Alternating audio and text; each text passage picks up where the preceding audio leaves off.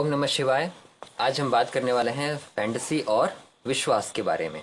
इस यूनिवर्स में जो सोच सकते हैं वो आप उसमें विश्वास डाल सकते हैं, वो आप मैनिफेस्ट कर सकते हैं, लेकिन ये तब तक फैंटेसी रह जाती है जब तक कि उसके अंदर आपके चेतना शक्ति का संपुट ना जुड़ा हुआ हो। और चेतना की जो शक्ति है उसका संपुट कब जुड़ता है? जब वो जागृत होती है। जागरण चेतना शक्ति के जागृत होने से पहले हम जो कुछ भी सोचते हैं, जो कुछ भी हम मानते हैं, विश्वास करते हैं, वो विश्वास नहीं, सिर्फ और सिर्फ खाली, जिसको हम ख्याली पुलाव कहते हैं, वही है बस। एक व्यक्ति दिन भर अपने बिस्तर पर मान लेते हैं पड़ा रहे और बस सोचता रहे कि मैं तो एक न एक दिन धनवान बन जाऊंगा, एक न एक दिन मेरे पास गाड़ी होगा, बंगला होगा। तो क्या आपको लगता है कि वो हो जाएगा उसके जीवन में? क्या law of so called law of attraction उसके लिए वर्क करेगा? बिल्कुल नहीं करेगा।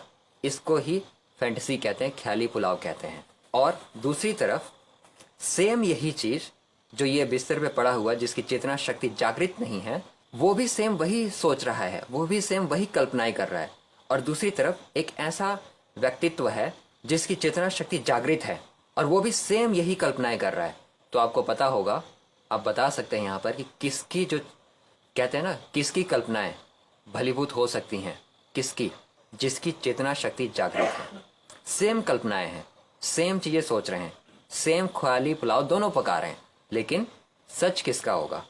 सच उसका होगा जिसका जागरण हो चुका है।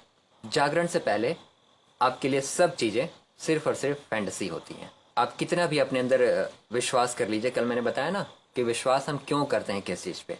आपको 1000 लोग आके किसी बात को लेके आपको विश्वास दिला देंगे, लेकिन विश्वास दिलाने के बाद भी वो तथ्य, वो फैक्ट, वो चीजें आपके जीवन में घटित नहीं हो सकती। क्यों? सेम यही रीजन है। आपके जीवन में घटित होने के लिए 1000 लोगों को विश्वास दिलाने की आवश्यकता नहीं है, सिर्फ आपको अपने अंदर विश्वास जागृत करने की जरूरत है। और वो विश्वास जागृत कब होगा?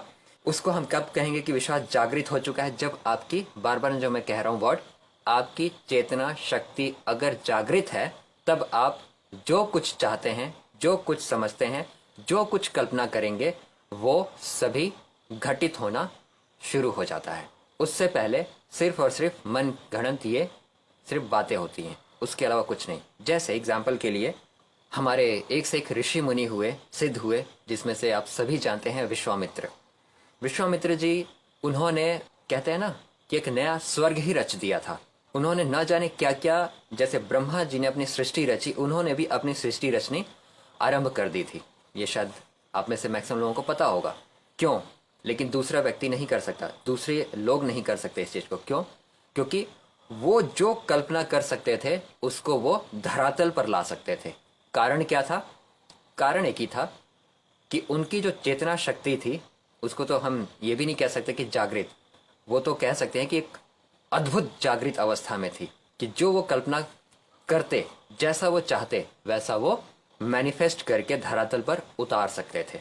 तो यहाँ पर बहुत जरूरी है हमें पता करना कि हम अगर किसी चीज को मानते हैं तो क्या हम, हमारी वो ख्याली पुलाव है या फिर हमारा वो विश्वास है।